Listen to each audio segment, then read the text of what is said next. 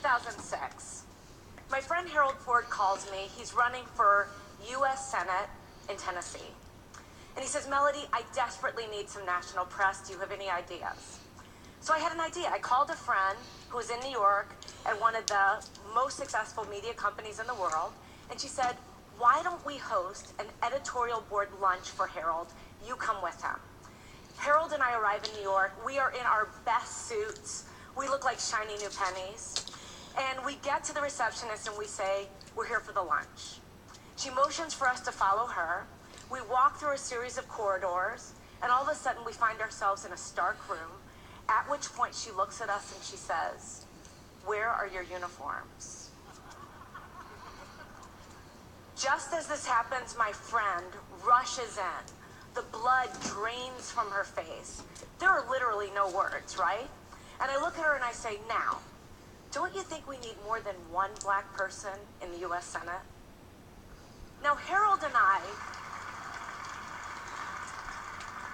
we still laugh about that story. And in many ways, the moment caught me off guard. But deep, deep down inside, I actually wasn't surprised. And I wasn't surprised because of something my mother taught me about 30 years before. You see, my mother was ruthlessly realistic. I remember one day coming home from a birthday party where I was the only black kid invited. And instead of asking me the normal motherly questions like, did you have fun or how was the cake?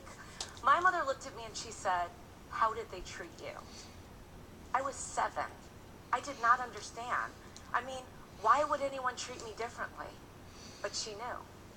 And she looked me right in the eye and she said, they will not always treat you well. Now, race is one of those topics in America that makes people extraordinarily uncomfortable.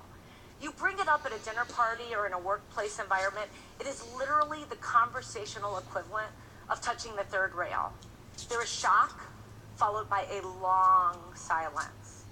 And even coming here today, I told some friends and colleagues that I plan to talk about race, and they warned me. They told me, don't do it. There'd be huge risks in me talking about this topic. That people might think I'm a militant black woman and I would ruin my career.